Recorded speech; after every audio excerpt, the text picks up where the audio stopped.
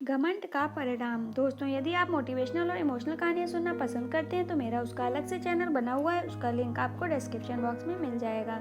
आप वहां से उस चैनल को सब्सक्राइब करके कहानियाँ सुन सकते हैं। राजा भोज के दरबार में कालिदास नामक एक महान और विद्वान कवि थे। उन्हें अपनी कला और ज्ञान का बहुत घमंड हो गया था। प्राचीन काल में यात्रा करने के लिए रेल अथवा बस जैसे कोई साधन नहीं होते थे। अधिकतर लोग एक गांव से दूसरे गांव जाने के लिए पैदल ही यात्रा करते थे। एक बार कवि कालिदास भी यात्रा पर निकले। मार्ग में उन्हें बहुत प्यास लगी। वह अपनी प्यास बुझाने के लिए मार्ग में किसी घर अथवा झोपड़ी को ढूंढ रहे थे, जहां से पानी मांगकर वह अपनी प्यास बुझा सकें। चलते चलते उन्हें एक घर दिखाई दिया। उस घर के सामने पहुंचकर कालिदास जी बोले, माते कोई है? मैं बहुत प्यासा हूँ, थोड़ा पानी पिला दीजिए, आपका भला होगा। उस घर से एक माता जी बाहर आईं और बोली, मैं तो तुम्हें जानती भी नहीं, तुम पहले अपना परिचय दो, उसके बाद मैं तुमको पानी अवश्य पिला दूंगी। कालिदास जी बोले, माते मैं एक पथिक हूँ, कृपया अब पानी पिला दें। वह माता जी बोली, तुम पथिक कैसे हो सकते हो? इस संसार में तो केवल दो ही पथिक हैं, एक है सूर्य और दूसरा चंद्रमा। वे कभी नहीं रुकते, निरंतर चलते ही रहते हैं। तुम झूठ ना बोलो, मुझे सत्य बताओ। कालिदास जी बोले, मैं एक अतिथि हूँ, अब तो कृपया पानी पिला दें। माता जी बोली, तुम अतिथि कैसे हो सकते हो? इस संसार में केवल दो ही अतिथि हैं, पहला है धन और दूसरा है यौवन। इन्हें जाने में समय नहीं लगता। अब सत्य बताओ, तुम कौन हो? कालिदास जी प्यास के कारण और तर्क से पराजित होकर हताश हो चुके थे। जैसे जैसे करके वह बोले, मैं सहनशील हूँ, अब तो आप पानी पिला दें। माता जी बोली, तुम पुनः झूठ बोल रहे हो। सहनशील तो केवल दो ही हैं, एक है धरती जो कि पापी और पुण्यवान सबका भार सहन करती है। धरती की छाती चीरकर बीज बो देने पर भी वह अनाज के भंडार देती है।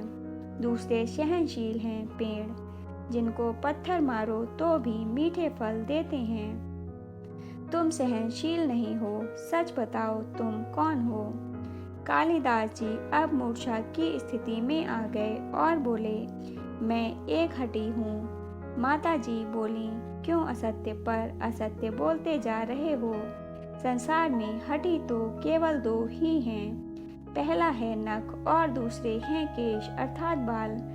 उन्हें कितना भी काटो वे पुनः निकल आते हैं। अब सच बताओ तुम कौन हो? अब कालिदास जी पूर्णतः पराजित और अपमानित हो चुके थे। वे बोले, मैं मूर्ख हूँ। माता जी बोली, तुम मूर्ख कैसे हो सकते हो?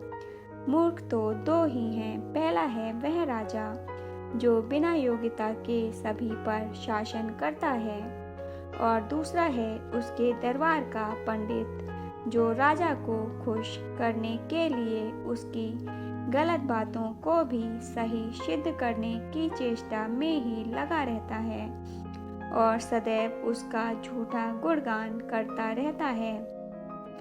अब कालिदास जी लगभग मूर्छित होकर उन माता जी के चरणों में गिर पड़े और पानी की याचना करने लगे, गिड़गिड़ाने लगे। माता जी ने कहा, उठो बस। उनकी आवाज़ सुनकर कालिदास जी ने ऊपर देखा तो वहाँ साक्षात सरस्वती माता खड़ी थीं। कालिदास जी ने उनके चरणों में पुनः नमस्कार किया। सरस्वती माता ने कहा, शिक्षा से ज्ञान आता है, अहंकार नहीं।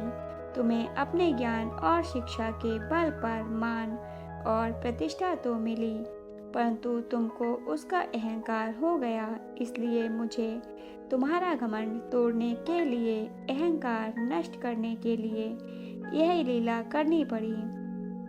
कालिदास जी को अपनी गलती समझ में आ गई और उन्होंने सरस्वती माता के चरणों में शरण में जाकर उनसे क्षमा मांग ली। माता सरस्वती ने उन्हें आशीर्वाद दिया। कालिदास ने वहाँ भर पेट पानी पिया और वह अपनी यात्रा पर आगे निकल पड़े। दोस्तों, हमें अपने ज्ञान और विद्वता पर कभी घमंड नहीं करना चाहिए। घमंड हमारी विद्वता को नष्ट कर देता है। दोस्तों, ये थी आज की कहानी। आपको कहानी कैसी लगी कमेंट बॉक्स में ज़रूर बताइएगा। यदि कहानी अच्छी लगी हो तो लाइक और शेयर कीजिएगा। ऐसी ही अन्य कहानियों को सुनने के लिए चैनल को सब्सक्राइब कर लीजिएगा। कहानी को पूरा सुनने के लिए धन्यवाद दोस्तों।